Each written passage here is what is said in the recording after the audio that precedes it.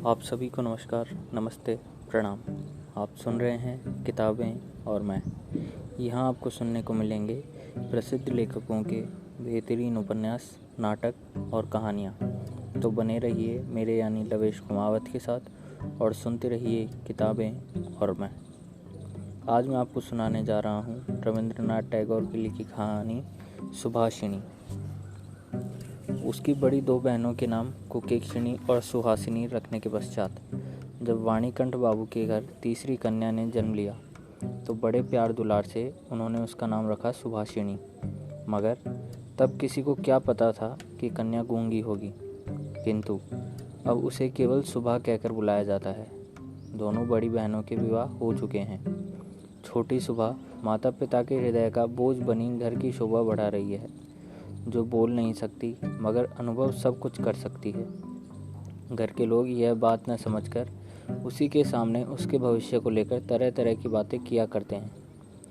उनकी अधिकांश बातें सुभा को लेकर चिंता और फिक्र जाहिर करने वाली होती हैं, मगर सुभा अपनी स्थिति से बखूबी वाकिफ़ है। वह जानती है विधाता के किसी शाप के कारण ही उसने इस रूप में और इस घर में जन्म लिया है। अपने लिए इतनी चिंता फिक्र होते देखकर अब उसे क्षोभ होता है। परिणाम स्वरूप अब वह सदैव अपने को घर वालों की दृष्टि से बचाए रखने का प्रयत्न करने लगी। वह मन ही मन सोचती कि कितना ही अच्छा हो कि सब उसे भूल जाएं, लेकिन जहाँ पीड़ा है उस स्थान को क्या कोई भूल सकता है। अपने माता पिता के मन की जीती जागती पीड़ा ही तो थी वह। उसकी माँ तो उसे अपने किसी विशेष ही दोष के रूप में देखती है, क्योंकि प्रत्येक माता पुत्र की अपेक्षा पुत्री को कहीं अधिक अपने अंश के रूप में देखती है और पुत्री में किसी प्रकार की कमी होने पर उसे अपने लिए विशेष लज्जाजनक समझती है। किंतु सुभा के पिता उसे दोनों बड़ी पुत्रियों की अपेक्षा कुछ अधिक ही स्नेह करते हैं, जबकि माँ उसे देखते ही उदासीन और चिंताग्रस्त हो जाती है। उसकी दृष्टि में वह उसकी कोख का कलंक है। सुभा के पास जुबान नहीं है, पर उसकी लंबी लंबी पलकों में छिपी बड़ी बड़ी आँखें और उसके होंठ आवश्यकता पड़ने पर सब कुछ कह देते हैं। होठों को तो मन के भाव का तनिक संकेत भर चाहिए होता है, वे फौरन काँप काँप उठते हैं। वाणी द्वारा हम जो अपने मन के भाव प्रकट करते हैं उनको बहुत कुछ अपनी चेष्टाओं से हमें गढ़ लेना पड़ता है, बस कुछ अनुवाद करने के जैसा। किंतु कई बार इसमें चूक हो जाती है। मन कुछ कहता है और चेष्टा किसी दूसरी ही बात की प्रकट करती है, लेकिन आँखों को कभी कुछ भी अनुवाद नहीं करना पड़ता। मन अपने आप ही उन पर प्रभाव डालता रहता है। मन के भाव अपने आप ही आँखों की मूक भाषा में कभी विस्तृत होते हैं और कभी संकुचित। खुशी, गम, गुस्सा, नाराज़गी, पसंद नापसंद सभी कुछ तो आंखें कह देती है। सुबह की आंखों में अक्सर वेदना दिखाई देती है, नाराज़गी दिखाई देती है। पीड़ा इस बात की है कि दूसरे हम उम्र लड़कियों से उसे सदा तिरस्कार मिलता है। कोई उससे न बोलता है न हास परिहास करता है। भरी दोपहरिया में वह अकेली और गुमसुम बैठी रहती है। इस गांव का नाम है चड़ीपुर। उसके पार्श्व में बहने वाली नदी बंगाल की एक छोटी सी नदी है, घर की सबसे छोटी कन्या के समान। उसका फैलाव बहुत दूर तक नहीं है, छोटी अवश्य है किंतु आलस्य रहित है। अपनी इकहरी देह के लिए अपने दोनों छोरों की रक्षा करती है, अपना काम करती रहती है। उसके दोनों छोरों पर दो गांव हैं, दोनों को ही यह समान रूप से प्रिय है। उसके दोनों छोरों पर छायादार वृक्ष हैं। वाणीकंठ बाबू का घर नदी के बिल्कुल किनारे पर है। खपच्चियों का बेड़ा, ऊंचा छप्पर, आम, कटहल और केलों का बगीचा प्रत्येक नाविक की दृष्टि अपनी ओर खींचते हैं। इन सब से आकर्षित होने वालों की दृष्टि कभी उस गूंगी कन्या पर पड़ती है या नहीं, यह तो नहीं मालूम, परंतु उसे जैसे ही काम धंधे से फुर्सत मिलती वैसे ही वह नदी के किनारे जा बैठती। वहाँ प्रकृति उसे अपनी गोद में बैठाकर उसकी सारी कमी को पूर्ण कर देती है। जल की स्वर ध्वनि नाविकों का सुमधुर गान, चिड़ियों का चहचहाना, हवा में साए साए की स्वर लहरी बिखेरती वृक्ष, ये सब मिलकर उसके हृदय को संगीतमय बना देते हैं। वे भी तो उसी की भांति गूंगे हैं। यही तो उनकी भाषा है, शब्दविहीन भाषा, वैसी जैसी भाषा सुबह के पास है। दोपहर को नाविक और मछुआरे खाने के लिए अपने अपने घरों को चले जाते हैं। पक्षी आराम करते हैं। जलवाहन अर्थात नौकाएं थककर विश्राम करने लगती हैं। जनसमाज अपने सारे काम धंधों को बीच में रोककर सहसा भयानक निर्जन मूर्ति धारण करता है। तब रुद्र महाकाल के नीचे एक गूंगी प्रकृति और एक गूंगी कन्या दोनों आमने सामने चुपचाप बैठी रहती हैं, एक दूर तक फैली हुई धूप में और दूसरी एक छोटे से वृक्ष की छाया में। सुभाषिनी की कोई सहेली नहीं थी, ऐसा नहीं था। घर में सरस्वती और पार्वती नामक 2 गायें हैं। सुभा ने हालांकि इन दोनों से उन्हें कभी नहीं पुकारा, फिर भी वे उनके कदमों की आहट से उसे पहचानती है। सुभाषिनी का बिना बातों का एक ऐसा वरुण स्वर है जिसका अर्थ वे भाषा की अपेक्षा कहीं अधिक सरलता से समझ जाती हैं। वह कभी उन पर लाड करती है, कभी डांटती है, कभी प्रार्थना का भाव दर्शाकर उन्हें मनाती और इन बातों को उसकी सारों और पारों इंसान से कहीं अधिक और भलीभांति समझ जाती है। सुभाषिनी गौशाला में घुसकर अपनी दोनों बाहों में जब सारों की गर्दन पकड़कर उसके कान के पास अपनी कनपटी रगड़ती, तब पारो स्नेहहीन दृष्टि से उसकी ओर निहारती हुई उसके शरीर को चाटने लगती है। सुभाषिनी दिन भर में कम से कम 3 बार तो नियम से गौशाला में जाया करती है। इसके सिवा अनियमित आना जाना भी बना रहता। घर में जिस दिन वह कोई सख्त बात सुनती, उस दिन उसका समय अपनी गूंगी सहेलियों के पास ही बीतता था। सुभाषिनी की व्यथा वे न जाने कैसे समझ जाती और उसकी देह से सटकर धीरे धीरे उसकी बाहों पर सींग घिस कर अपनी मौन आकुलता से उसको धैर्य बंधाने का यत्न करती। इसके सिवा एक बकरी और बिल्ली का एक बच्चा भी था। उसके साथ सुबह की गहरी मित्रता तो नहीं थी, फिर भी वे उसको बहुत प्यार से रखते और कहने के अनुसार चलते थे।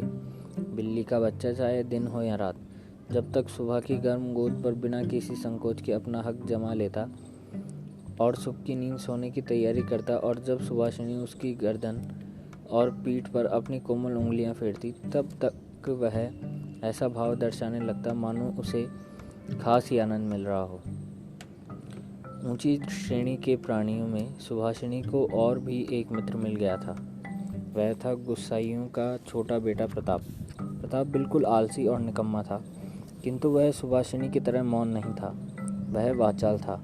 उसके माता पिता ने बड़े प्रयत्न किए कि वह कोई कामकाज करके परिवार की मदद करे, किंतु सब व्यर्थ। परिणाम अब तो उन्हें आशा ही छोड़ दी थी। ऐसे निकम्मे और निठल्ले घर में भले ही नापसंद किए जाते हों, किंतु शेष समाज के लिए वह स्नेह के पात्र होते हैं।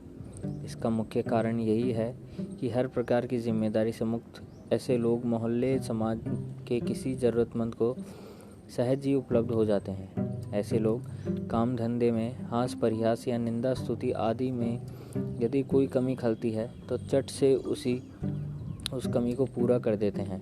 प्रताप की विशेष रुचि है मछली पकड़ना। इससे उसका बहुत सा समय आसानी से कट जाता था। तीसरे पहर नदी के तट पर वह अक्सर इस काम में व्यस्त दिखाई देता और इसी बहाने सुभाषिनी ने से भी उसकी भेंट हो जाया करती।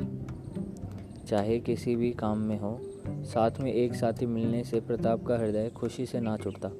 वैसे भी मछली के शिकार में मौन साथी ही सबसे उत्तम माना जाता है। प्रताप सुभाषिनी की इसी खूबी को जानता है और इसकी कद्र करता है, किंतु यदि कारण है कि अन्य सब तो सुभाषिनी को सुबह पुकारते हैं, किंतु उसमें और भी स्नेह भरकर सुबह को सू कहकर बुलाता है। सुभाषिनी इमली के वृक्ष के नीचे बैठी रहती और प्रताप पास ही जमीन पर बैठा नदी में कांटा डाले उसी की तरफ निहारता रहता। प्रताप के लिए सुबह हर रोज़ पान का एक बीड़ा स्वयं अपने हाथ से लगाकर लाती और शायद बहुत देर तक बैठे बैठे देखते देखते उसकी इच्छा होती कि वह प्रताप की कोई विशेष सहायता करे, उसके किसी काम में सहारा दे। उसके मन में ऐसा आता कि किसी प्रकार वह यह बता दे कि संसार में वह भी कोई कम महत्वपूर्ण नहीं है किंतु उसके पास न तो कुछ करने को था न वह कुछ कर सकती थी। तब वह मन ही मन भगवान से ऐसी अलौकिक शक्ति के लिए विनती करती कि जिससे वह जादू मंत्र से चट से ऐसा कोई चमत्कार दिखा सके जिसे देखकर प्रताप दंग रह जाए और कहने लगे, वाह सु, तुम तो बहुत करामाती हो। उसके जहन में ऐसे ख्याल आते, यदि वह जलपरी होती तो आहिस्ता से जल में से निकलकर सर्प के माथे की मणि घाट पर रख देती और प्रताप अपने उस छोटे से धंधे को छोड़कर मणि को पाकर जल में डुबकी लगाता और पाताल में पहुंचकर देखता कि चांदी के महल में सोने के सिंहासन पर कौन बैठा है। तब उसका मुंह आश्चर्य से खुला रह जाता। वह आश्चर्य में डूबकर कहता, अरे यह तो अपनी सू है, वाणिकंठ बाबू की सबसे छोटी बेटी। वाह, मेरी सू आज मणियों से जड़े स्वर्ण सिंहासन पर बैठी है। क्या ऐसा हो नहीं सकता? क्या यह बिल्कुल असंभव है? शायद असंभव ही है। यदि ऐसा होता तो वह वाणिकंठ बाबू के यहाँ क्यों पैदा होती? उसका जन्म तो पाताल लोक के राजघराने में होना चाहिए था। सुभाषिनी की उम्र दिन प्रतिदिन बढ़ती ही जा रही है। वह इससे महत्वपूर्ण महसूस कर रही है। उसके मन में नए विचारों का जन्म होता है। सागर में एक ज्वार सा उठकर उसके अंतराल को किसी एक नवीन अनिर्वचनीय चेतना शक्ति से भर देता है। वह देख रही है, सोच रही है, पूछ रही है, लेकिन कुछ समझ नहीं पा रही। पूर्णिमा की गहन रात्रि में उसने एक दिन धीरे से कक्ष में के झरोखे को खोलकर भय त्रस्त अवस्था में मुंह निकालकर बाहर की ओर देखा कि पूर्णिमा प्रकृति भी उसके समान सोती हुई संसार पर अकेली बैठी हुई जाग रही है। वह भी यौवन से के उन्माद से, आनंद से, विषाद से, असीम निर्वता से की अंतिम परिधि तक, बल्कि उसे भी पार करके चुपचाप स्थिर बैठी है। एक शब्द भी उसके मुंह से नहीं निकल रहा है, मानो इस स्थिर निस्तब्ध प्रकृति के एक छोर पर उससे भी स्थिर और उससे भी निस्तब्ध एक भोली लड़की खड़ी हो। इधर कन्या के विवाह की चिंता में माता पिता बहुत बेचैन हो उठे हैं और गांव के लोग भी यत्र तत्र निंदा कर रहे हैं। यहाँ तक कि जाति विच्छेद कर देने की भी अफवाह उड़ी हुई है। वाणिकंठ की आर्थिक दशा वैसे बहुत अच्छी है, खाते पीते आराम से हैं और इसी कारण उनके शत्रुओं की भी गिनती नहीं के समान है। पति पत्नी में इस बात पर काफ़ी विचार विमर्श हुआ कि कुछ दिनों के लिए वाणिकंठ प्रदेश चले गए। अंत में एक दिन घर लौटकर पत्नी से बोले, कलकत्ता चलना है, और फिर कलकत्ता जाने की तैयारियां होने लगी। पिता के जाने के बाद वह असमंजस में पड़ी है। इतना तो वह समझ गई कि पिता का परदेश गमन उसके कारण ही हुआ है। उसके मन में नई नई शंकाएं उठ रही है और आज किसी भावी आशंका से भयभीत होकर वह मूक पशु की तरह लगातार अपने माता पिता के साथ रहती, अपनी बड़ी बड़ी आंखों से उनके चेहरे को देखकर मानो कुछ समझने का प्रयत्न करती है, मगर वे उसे न कुछ बता रहे हैं न समझा रहे हैं। इसी बीच में तीसरे पहर नदी तट के समीप मछली का शिकार करते हुए प्रताप ने हंसते हंसते पूछा, सु, मैंने सुना है कि तेरे लिए वर मिल गया है। तू विवाह करने कलकत्ता जा रही है। देखना कहीं हम लोगों को भूल मत जाना। इतना कहकर वह पानी की ओर निहारने लगा। तीर से घायल हिरनी जैसे शिकारी की ओर ताकती और आंखों ही आंखों में वेदना प्रकट करती हुई कहती रहती है, मैंने तुम्हारा क्या बिगाड़ा था। सुबह ने लगभग वैसे ही प्रताप की ओर देखा। दूसरे दिन वह वृक्ष के नीचे नहीं बैठी। वाणिकंठ जब बिस्तर से उठकर धूम्रपान कर रहे थे, सुबह उनके चरणों के पास बैठकर उनके मुख की ओर देखते हुए रोने लगी। अंत में बेटी को ढांढस और सांत्वना देते हुए पिता के सूखे हुए कोपलों पर भी आंसुओं की 2 बूंदें ढुलक आई। कल कलकत्ता जाने का शुभ मुहूर्त है। सुबह गौशाला में अपनी चीर संगनियों से विदा लेने के लिए आई और उन्हें अपने हाथ से खिलाकर गले में बाहें डालकर वह अपनी दोनों आंखों से खूब जी भर के उनसे बातें करने लगी, मानो कह रही हो, मैं जा रही हूँ पारो, मेरी सारो, मैं जा रही हूँ। शायद सदा के लिए। मेरी लाल चेष्टाओं के बावजूद भी अब अपने आंसुओं न रोक पाई। उस दिन शुक्ला द्वादशी की रात थी। सुबह अपनी कोठरी में से निकलकर उसी जाने पहचाने सरिता तट के कच्चे घाट के पास घाट पर आधी लेट गई। उसने दोनों बाहें फैलाकर धरती माँ को समेट लेना चाहा, मानो अपने जैसी ही अपनी उस गूंगी माँ से कहना चाहती हो, मुझे अपने से दूर मत कर माँ, मुझे अपनी बाहों में समेट ले, मुझे छिपा ले माँ, कहीं मत विदा कर। वाणिकंठ पत्नी और बेटी को लेकर कलकत्ते आकर एक किराए के मकान में रह रहे थे। एक दिन सुबह की माता ने उसे वस्त्रों से खूब सजा दिया, कसकर उसका जोड़ा बांध दिया, उससे जरी का फीता लपेट दिया, आभूषणों से लादकर उसके स्वाभाविक सौंदर्य को भरसर मिटा दिया। सुबह के दोनों नेत्रों से अविरल अश्रुधारा बह रही थी। माँ ने उसे बहुत समझाया बुझाया और अंत में धमकाया भी, परंतु आंसुओं पर कोई प्रभाव नहीं पड़ा, वे बहते रहे। उस दिन कई मित्रों के साथ वह कन्या को देखने के लिए आया। कन्या के माता पिता चिंतित, शंकित और भयभीत हो उठे। सुबह का काफ़ी डांट फटकार के बाद भी रोना बंद न हुआ। मजबूरीवश उसे उसी हालात में उन निरीक्षकों के समक्ष लाया गया। निरीक्षकों ने बहुत देर तक देखभाल के उपरांत कहा, ऐसी कोई बुरी भी नहीं है। विशेषकर कन्या के अश्रुओं को देखकर वे समझ गए कि इसके हृदय में कुछ दर्द भी है, और फिर हिसाब लगाकर देखा कि जो हृदय आज माता पिता के विच्छोह की बात सोचकर इस प्रकार द्रवित हो रहा है, अंत में कल वह उन्हीं के काम आएगी। सीप के मोती के समान कन्या के अश्रुओं की बूंदें उसका मूल्य बढ़ाने लगी। उसकी ओर से किसी को कुछ कहना ही नहीं पड़ा, और फिर सब देख समझकर शुभ मुहूर्त में शुभा का विवाह संपन्न हो गया। गूंगी कन्या को दूसरों के हाथ सौंपकर माता पिता अपने घर लौट आए, और तब कहीं उनकी जाति और उनके परलोक की रक्षा हो सकी। उधर एक सप्ताह के अंदर ससुराल के सब लोग समझ गए कि धोखा हुआ है, बहू गूंगी है। वह सबकी नज़रों में से उतर गई, सबके विचार बदल गए, परंतु किसी ने यह न समझा कि इसमें उसका क्या दोष है। उसने किसी के साथ विश्वासघात नहीं किया है। उसके नेत्रों ने सभी बातें कह दी थी, किंतु कोई उसे समझ न सका। अब वह चारों ओर निहारती रहती है। उसे अपने मन की बात कहने की भाषा नहीं मिलती। जो गूंगे की भाषा समझते हैं, उनके जन्म से परिचित थे, वे चेहरे उसे यहाँ दिखाई नहीं देते। उसके मन में दर्द है, दुख है, भीतर क्रंदन चल रहा है। वह चित्कार कर रही है, किंतु उसकी वेदना को कौन समझे? उसे तो ईश्वर ही समझ सकता है।